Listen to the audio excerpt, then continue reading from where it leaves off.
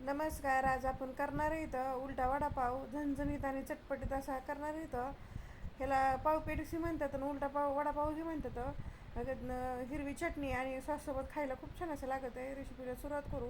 एक मिक्सरचं भांडं घेतलं, त्यात 10 ते 12 लसणाच्या कळ्या, अर्धा इंच आलं टाकायचं, 7 ते 8 हिरव्या मिरच्या घेतलेल्या आहेत आणि भरपूर अशी कोथिंबीर टाकायची. हे नीट करून धुवून कोथिंबीर घेतलेली, गावरान कोथिंबीर आहे. त्यामध्ये थोडासा पुदिना टाकायचं, ऑप्शन आहे, नाही टाकलं तरी चालतं आहे. चवीप्रमाणे मीठ टाकायचं आणि 2 चमचे दही टाकायचे. दही टाकली म्हणजे चटणी काळी होत नाही, किंवा बर्फाचे तुकडे टाकले तरी चालतं आहे. थोडंसं पाणी टाकून मिक्सरमध्ये चांगली बारीक चटणी वाटून घ्यायची. इकडं बटाटा उकडून घेतलेला आहे, 6 बटाटे तर उकडून साल काढून थंड करून घ्यायचं. थंड बटाटा झाल्याच मॅश करायला घ्यायचा. बटाटा चांगला मॅशरने मॅश करून घ्यायचं. मॅश करून झालं की त्यामध्ये छोटा अर्धा चमचा हळद टाकणार आहे इथं आणि 1 चमचा आमचूर पावडर टाकायची. आमचूर पावडर टाकल्यामुळे चटपटीत असं वडापाव तयार होत आहे. त्यामध्ये चवीप्रमाणे मीठ टाकायचं आणि 1 चमचा भरून ठेचा घेतलेला आहे, हिरवी मिरची आणि लसणाचा ठेचा आहे. हे सगळं चांगलं मिक्स करून घ्यायचं. तुम्हाला जर कमी तिखट पडत असेल तर मिरची थोडीशी कमीची करायची. सगळं चांगलं मिक्स करून घेतलेलं आहे आणि त्यामध्ये भरपूर अशी कोथिंबीर टाकायची. कोथिंबीर बी टाकून एक चांगलं मिक्स करून घ्यायचं. पण हे वडापाव जरा तिकडंच चांगला वाटतं खायला, झणझणीत आणि चटपटीतच. एक वाटी बेसन पीठ घेतलेलं असं मोठं भांडं घ्यायचं. त्यामध्ये चवीप्रमाणे मीठ टाकायचं आणि थोडीशी हळद टाकायची आणि खायचा सोडा घेतलेला आहे. खायचा छोटा अर्धा चमचा खायचा सोडा टाकून घ्यायचा आणि पहिलं असं कोरडंच पीठ मिक्स चांगलं करून घ्यायचं.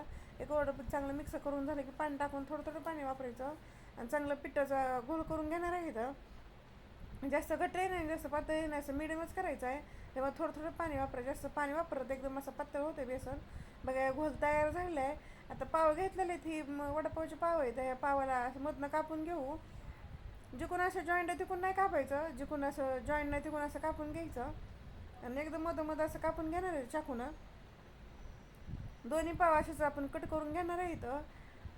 बघा असं कट करून दोन्ही पाव झालेले आहेत. आता त्यामध्ये जे आपण चटणी करून घेतलेली ते एका बाजूकून लावून घ्यायची आणि दुसऱ्या बाजूकून टमॅटो सॉस लावून घेणार आहे इथं. असं लावलं म्हणजे खूप छान असं वडापाव लागत आहे आणि चटपटीत असं छान लागत आहे. टमॅटो सॉसने पण खूप छान असं चवी ती वडापाव मग एका साईडने लावून घ्यायचं. ती बटाट्याचा आपण जे मसाला करून घेतला ते त्यामध्ये भरून घ्यायचं. भरपूर असं भरून घ्यायचं जेवढं बसून तेवढं.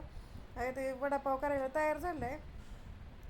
बेसन गोलमध्ये टाकून घ्यायचं आणि दोन्ही बाजूकून चांगलं बेसन लावून घेणार तर दोन्ही बाजूकून चांगले असं बेसन लावून घेतलं की लगेच ते तेल गरम झालं की त्यामध्ये तेलामध्ये टाकून घेणार आहे. तेल चांगलं गरम होऊन द्यायचं. ते टाकलं की वरच्या बाजूकून थोडं थोडं असं झाऱ्यानं तेल टाकायचं म्हणजे वरच्या बाजूकून बेसन शेट होतं आणि पलटी करून घ्यायला की बेसन निघत नाही. असं चांगलं तर पलटी करून घेतलं आहे, खालच्या बाजूकून चांगलं शेकलेलं आहे. दोन्ही बाजूकून चांगलं गोल्डन करे पण तळून घ्यायचं. तळून झालं की चाळणीवरती काढायचं म्हणजे असं तेल असं ते निघून जातं आहे. आता सगळे वडापाव तळून झाले तर आपले कट करून घेऊ. आता कट करून दाखवतो तुम्हाला की ते आतमध्येपर्यंत छान असं झालं आहे आणि अजिबात तेल राहिलेलं नाही, त्याच्यात तेलकट अजिबात झालेलं नाही आहे. त्यामुळे खूप छान असं होतं आहे. किती छान असं आतमधनं बघा तुम्हाला दाखवते. चटणी आणि सॉस लावलेलं आहे तेव्हा किती छान वाटतं खायला. आणि याला चटणीची सॉसची काही गरज लागत नाही कारण आपण आतमध्ये लावून घेतलेलं आहे त्याला, त्यामुळे वरनं काही लागत नाही.